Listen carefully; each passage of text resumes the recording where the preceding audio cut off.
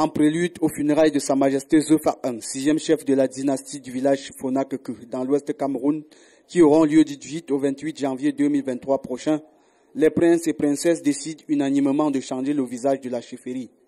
En effet, depuis l'annonce de la tenue des funérailles par Sa Majesté Zephyr II il y a quelques mois, par l'appel des beaux et belles familles du défunt chef, la chefferie multiplie des chantiers. Les princes et princesses de la chefferie d'ici ou de la diaspora se sont mobilisés comme une seule personne pour aménager les entrées principales de la chefferie Fonakeke.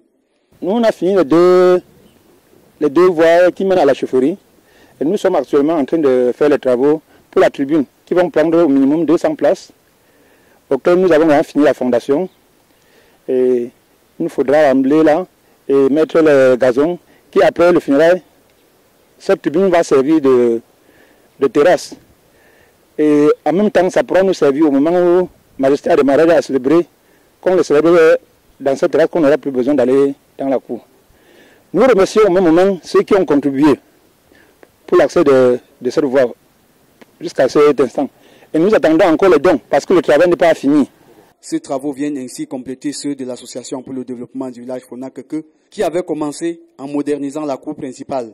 Cette association, qui a à sa tête le très distingué M. Quinfar Justin, envisage rénover les cases traditionnelles situées de part et d'autre des entrées de la chefferie, ceci avant les funérailles de janvier, dans le but de contribuer de manière significative à l'action encourageante des princes et princesses du Fonakeke. Les princes et princesses, il faut le dire, sont en train de travailler les entrées en moellon. Et vous savez que lors du 30e anniversaire, l'ADF avait déjà fait le même travail sur l'esplanade de la maison de la culture. Et je crois que c'est cet exemple que l'ADF avait donné, que les princes et princesses suivent pour faire maintenant les entrées et sorties. En dehors de ça maintenant, nos cases traditionnelles de part et d'autre, l'ADF et le chef sont en pleine réflexion pour les réhabiliter en leur donnant un ton très traditionnel.